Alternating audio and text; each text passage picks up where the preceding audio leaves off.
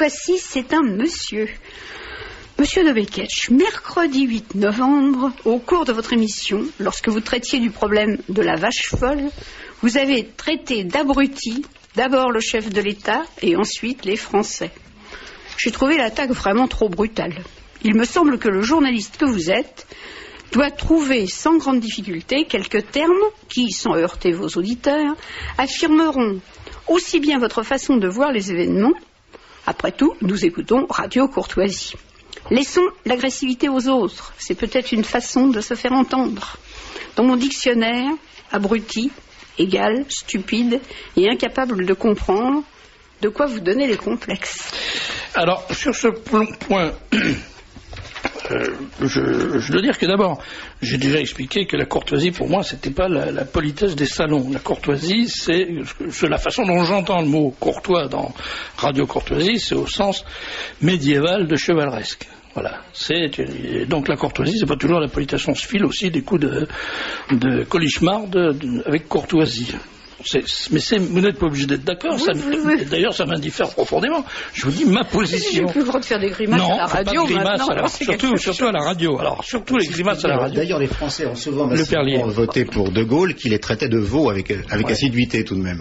Ils n'auraient pas voulu. D'autre part, je dois dire que mon jugement, aussi bien sur le chef de l'État, à supposer d'ailleurs qu'il y ait un chef et à supposer qu'il y ait encore un État, ce qui reste à prouver, donc mon jugement sur le chef de l'État n'a pas évolué du tout favorablement. Je pense réellement ce que j'ai dit et je pense même que le mot est un peu faible, vous voyez. Il ne remplit pas totalement la case du personnage. Il y a beaucoup plus grave que ça. Il y a beaucoup plus grave. Bon, le fait d'être un imbécile, c'est physiologique. Ça se soigne ou ça se soigne pas, c'est selon. Mais il y a d'autres choses qui sont beaucoup plus graves, sur lesquelles je ne m'étendrai pas pour l'instant. Quant aux Français, quand on voit les résultats des élections et quand on voit, par exemple, le comportement des Français, je ne dis pas de tous les Français, mais de l'immense majorité des Français, en face de la question qui nous occupe, dont on veut nous faire croire qu'elle nous occupe aujourd'hui, qui est la question de la fameuse vache folle, c'est vraiment à se taper derrière contre la suspension. Est-ce que vous vous rendez compte, je répète ce que je disais la dernière fois, est-ce que vous vous rendez compte que parce qu'on a supposé que 3 morts étaient intervenus consécutivement à la maladie de Creutzfeldt-Jakob, dont on pense qu'elle pourrait être la conséquence de l'absorption de viande à prions qui pourrait éventuellement provenir de vaches atteintes d'encéphalite spongiforme bovine, à cause de ça, le commerce de la viande en France s'est effondré. Il y a 60% du commerce de la viande qui a disparu. Et dans le même temps, les gens qui vous disent, c'est hallucinant, les gens qui vous disent, je ne mange plus de viande, ils vont au bistrot, ils boivent 2 cognacs, ils fument un paquet de cigarettes, et ensuite ils prennent leur bagnole pour aller faire du 150 sur l'autoroute. C'est-à-dire qu'ils ont, dans un cas, un risque de mourir sur 20 millions. Et dans les autres cas, c'est un risque sur 6 000.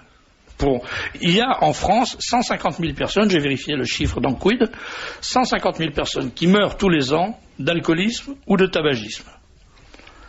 Est-ce que vous connaissez dans votre entourage une seule personne qui a arrêté de boire de l'alcool ou arrêté de fumer parce qu'il avait découvert soudain que c'était peut-être un petit peu plus dangereux que la maladie de la vache folle? Donc je pense qu'un pays qui est capable d'absorber n'importe quel calembrodène de cette façon-là, c'est un pays d'abrutis. Qu'est-ce que vous voulez que je dise? Je ne peux pas dire le contraire, je le pense. Quand j'entends la radio dire l'autre jour il va y avoir une tempête, ne sortez pas, etc. Et qu'on voit tous les gens se calfeutrer chez eux en disant, téléphoner en disant, écoute, on ne viendra pas dîner ce soir parce qu'on ne veut pas prendre la voiture, il paraît qu'il va y avoir une tempête. Et effectivement, il y a eu du vent, ce qui au mois de novembre est quand même moyennant étonnant. Il a plu, il y a eu du vent. Stupeur effarée du peuple français qui se dit, s'il se met à pleuvoir et à faire du vent en novembre, où va-t-on? Il y a peut-être même la neige en janvier, va savoir, tout est possible maintenant dans ce pays. Enfin, vraiment, il faut réagir contre cet abrutissement. C'est pas possible de se laisser entraîner dans cette espèce de je voulais pas que je dise abruti, je dirais de conneries ambiantes généralisées. Où on vous tient des propos. Par exemple, je lisais tout à l'heure, je crois que c'est dans Présent, quelque chose qui est renversant.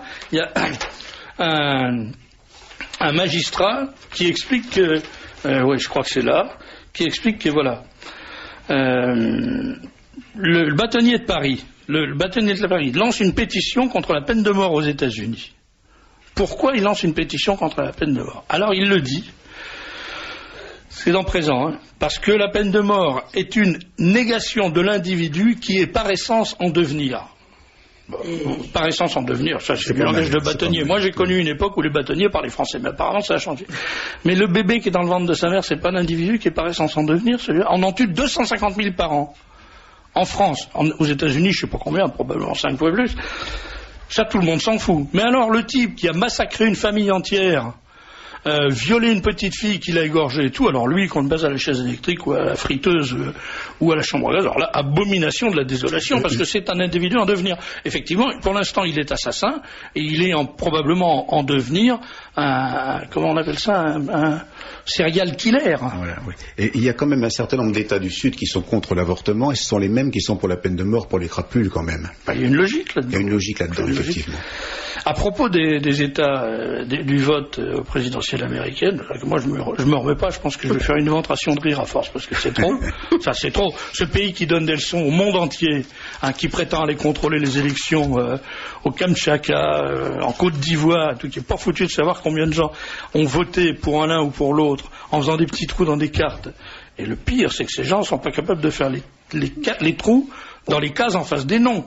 C'est-à-dire qu'on leur dit, si vous voulez voter Gore, vous mettez un trou en face de Gore, si vous voulez voter Bush, vous mettez un trou en face de Bush, et qui font le trou de telle façon que personne n'est capable de savoir pour qui ils ont voulu voter.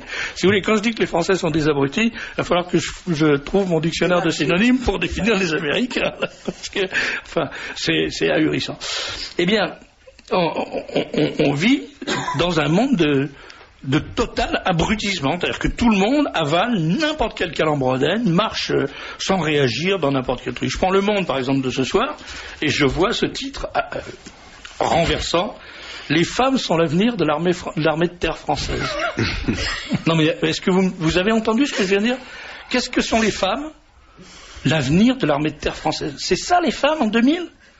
L'avenir de la femme, c'est d'être dans l'armée de terre, et l'avenir de l'armée de terre, c'est d'être un truc de femme. Mais on est devenu un pays mais d'un vertige complet, enfin. Moi, j'appartiens à une civilisation où c'est les hommes qui font la guerre et les femmes qui gardent les enfants, qui font les enfants. Mais bientôt, vous allez voir que c'est les hommes qui vont être obligés de faire les enfants. D'ailleurs, les homosexuels demandent à pouvoir les adopter. Et les femmes veulent aller faire la guerre. Mais c'est un pays de fous, c'est pas un pays d'abrutis. C'est bien plus grave que ça.